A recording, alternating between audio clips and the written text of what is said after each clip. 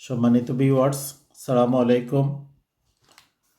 গণমাধ্যমে একটি নিউজ আপনারা দেখেছেন, ডিবি অফিসে নির্যাতন করে বৈষম্যবিরোধী ছাত্র আন্দোলনের সমন্বয়কদের কাছ থেকে বিবৃতি নেওয়া হয়েছে।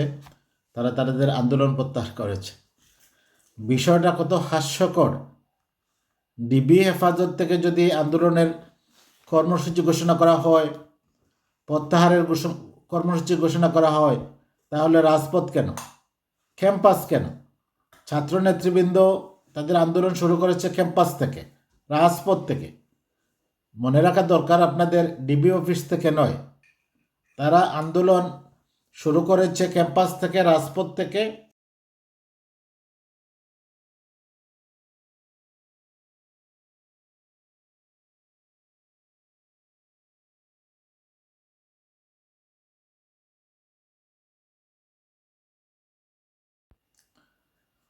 আপনারা নিশ্চয় জানেন, আন্দোলন সংগ্রাম ছাত্রদের ক্যাম্পাস থেকে শুরু হয়, রাজপথ থেকে কর্মসূচি ঘোষণা করা হয়, প্রত্যাহার করা হয়। সমন্বয়কদের বাইরে যারা আছে তারা ঘোষণা করেছে তাদের আন্দোলন অব্যাহতভাবে চলবে। ডিবি হেফাজত থেকে তাদের আন্দোলনকে নিয়ন্ত্রণ করা যাবে না, এটা সম্ভব না। তারা তাদের সহপাঠীদের রক্তের বদলা বিচারের সুব্যবস্থা এবং দোষীদের শাস্তি নিশ্চিত করে তারা ঘরে ফিরে যাবে। সম্মানিত ভিউয়ার্স, বিষয়টি কত আশ্চর্যের! যদি ডিবি অফিস থেকে, কারাগার থেকে আন্দোলনের ঘোষণা দেওয়া হতো, প্রত্যাহার করা হতো, তাহলে তো বিষয়টা অন্যরকমই হতো। আরেকটা বিষয় হচ্ছে, ওবায়দুল কাদের আজকে বলেছেন যে কারফিউ না দিলে শ্রীলঙ্কার মতো পরিস্থিতি হতো, বিক্ষোভকারীরা, আন্দোলনকারীরা গণভবন দখল করে ফেলত। তো আপনারা যদি বুঝেন যে কারফিউ দিয়ে আপনাদেরকে ক্ষমতায় থাকতে হবে, না দিলে জনগণ গণভবন দখল করে ফেলবে, তাহলে তো আপনাদের নিজ থেকেই চলে যাওয়া উচিত ছিল। তা না করে আপনারা আবার বলতেছেন যে আমরা যদি কারফিউ না দিতাম, সেনাবাহিনী ডিপ্লয় না করতাম, তাহলে আমাদের অবস্থা শ্রীলঙ্কার মতো হতো।